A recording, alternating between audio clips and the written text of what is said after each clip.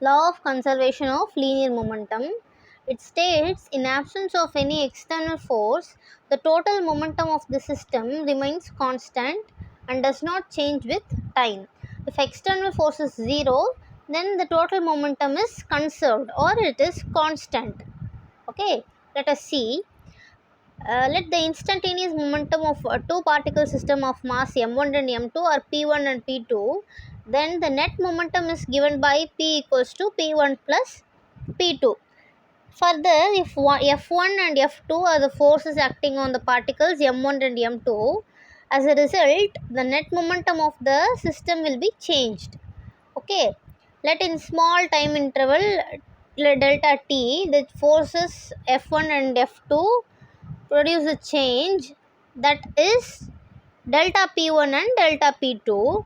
Then the net change in momentum is delta P equals to delta P1 plus delta P2. Now we are dividing it with time.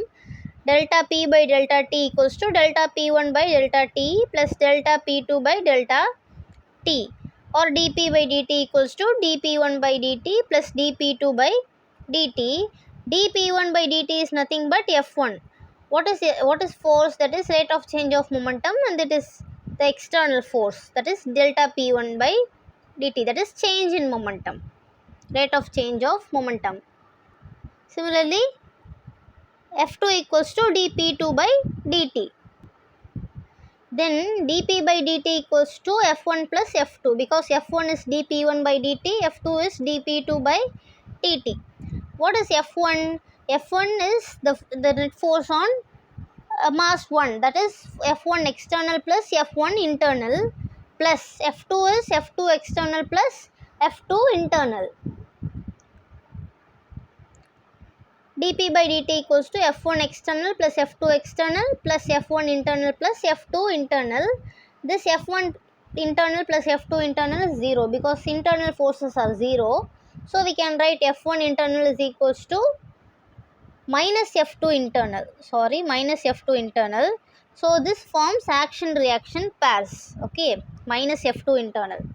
So we can write, if this is 0, dP by dt equals to F external, where F external is equals to F1 external plus F2 external.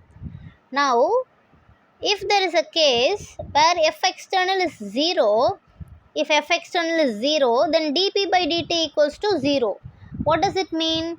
Rate of change of momentum, that is 0. That is, momentum is constant. If rate of change, there is no change, then momentum will be constant. dP by dt equals to 0, that means P is equals to constant, or momentum equals to constant.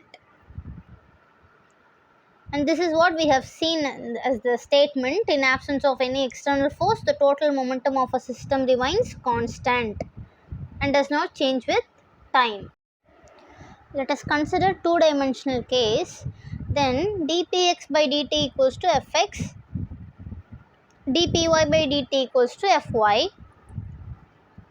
because we have to take the same direction. These both are vector quantities, so if this is in x direction, then this should also be in the same direction we are taking. So dpx by dt equals to fx, dpy by dt equals to fy. If fy is 0 and fx is not equal to 0, let us take a case if fy equals to 0, fx is not equal to 0. If fy is 0, then dpy by dt equals to 0, py is constant. But this is not equals to 0, this has some value. If this has some value, then px is not constant. So this yields an interesting result, that law of conservation of momentum can be applied separately for any direction, provided the force acting in that direction is 0. We are applying the law of conservation in y direction here, because fy is 0, and we are not applying because fx is not equals to 0. So we cannot apply law of conservation of momentum here, but here we can apply. In separate direction we can apply. In that direction, the necessary condition is external force in that direction must be 0. Also, there is another case where dp is also equals to f external into delta t. That is, change in momentum is nothing but impulse, that is equals to f external into delta t. If it is an impulse case, we know it is very small time interval, that is delta t is almost delta t almost tends to 0, then the dp will also be tends to 0 because delta t is very small, so I can tends to 0. If this is the case, if dp is 0, if dp is 0 and delta t also tends to 0, here f external is not equals to 0. Here f external is not equals to 0 because delta t tends to 0, dp also tends to 0. If there is no change in momentum, then we can say momentum is constant, because if there is no change, then the value is constant. So momentum is a constant. Here f external is not equals to 0.